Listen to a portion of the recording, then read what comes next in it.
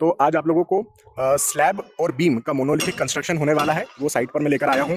तो आप देख सकते हैं ये पूरा बीम का रेनफोर्समेंट दिख रहा है जो बीच में गया है, और बाकी ये जो पूरा पोर्शन है ये स्लैब का है। ठीक है, तो मैं अभी खड़ा हूँ एक बीम के नजदीक। मैंने जिस रेनफोर्समेंट पे हाथ रखा है ये बीम का रेनफोर्समेंट है। अब मैं जिस पे हाथ रखने जा रहा हूँ वो मेरा स्लैब का रेनफोर्समेंट है। तो अभी बीम की कास्टिंग नहीं हुई है और ना ही स्लैब की हुई है, दोनों की एक साथ कास्टिंग करेंगे, मोनोलिथिक कंस्ट्रक्शन होगा। आप लोगों ने फ्लेंज बीम के बारे में पढ़ा होगा, तो यहीं से जब हम मोनोलिथिक कंस्ट्रक्शन करते हैं तो हमें फ्लेंज एक्शन देखने को मिलता है। तो फिलहाल में देखो ये मेरे बिल्डिंग की आखिरी बीम है ना, ये आखिरी बीम है। इसके बाद फिर ये स्टेयर्स आ जाएगा, तो इधर कुछ नहीं है। तो ये जो है एल बीम की तरह काम करेगा। ये वाला जो बीम है ये एल बीम की तरह काम करेगा, क्योंकि इसको जो फ्लेंज मिलेगा वो इधर की डायरेक्शन में मिलेगा स्लैब की तरफ, और इधर की डायरेक्शन में मेरे पास कुछ भी नहीं है। दूसरी बात, यहाँ पर आप देखो, मैं थोड़ा सा आपको रेनफोर्समेंट की डिटेलिंग्स बताऊं। स्लैब के केस में हम क्या करते हैं कि एवरी 50% रेनफोर्समेंट को बेंड करके ऊपर भेज देते हैं। दो बेनिफिट हुए इससे हमारे। पहला कि सपोर्ट पर नियर द सपोर्ट बॉटम में रेनफोर्समेंट की रिक्वायरमेंट नहीं होती, बहुत कम होती है।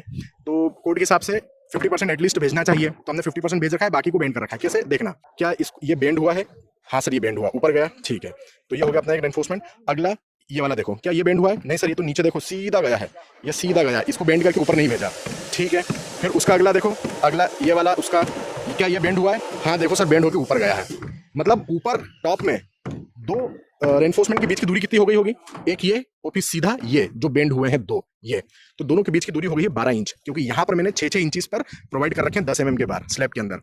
अब ऊपर देखो 12 इंच हो गए दो बेंड के बीच में दूरी, तो वो ज्यादा थी दूरी मेरे लिए, 12 इंचेस 1 फीट हो गया लगभग। तो फिर मैंने एक एक्स्ट्रा रेनफोर्समेंट 10 mm का और डाला, एक्स्ट्रा डाला बेंड करने के अलावा। टॉप में जो रेनफोर्समेंट डाला गया 10 mm का, एक और बीच में फंसा दिया। तो ये देखो ये अलग से आपको दिख रहा होगा। ऐसा पूरे स्पैन में हमने आखिरी तक, स्लैब जहां तक गई पूरा आखिरी तक हमने ऐसा कर रखा है।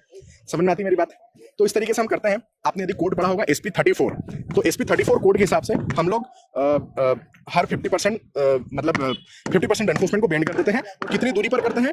0.25 L पर एक जनरल रूल बना देते हैं कि भैया L/4 डिस्टेंस पर बेंड करना है। कहां से? फ्रॉम द बीम से। तो जो मेरी बीम है इधर वाली, ये भी जा रहा है बीम, ये मैंने अभी जिसको देखो जिसके ऊपर हाथ रखा है, ये बीम का रेनफोर्समेंट है पूरा बीम। तो बीम से L/4 दूरी तक मैंने क्या कर रखा है? बेंड कर रखा है। यहाँ तक की ये जो दूरी हो गई है ये स्पैन का 1/4 हो चुकी है, 0.25 L इसको हम बोल सकते हैं। तो अभी देखो कास्टिंग होगी इसमें बाकायदा, और फिर उसके बाद और आपको कास्टिंग के दौरान भी एक बार वो साइड पे ला सकूंगा, तो लाने की कोशिश करूंगा।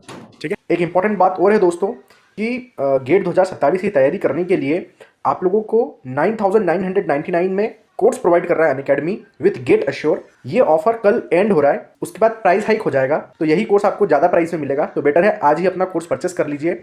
You can use my code AZ11। Let's crack it.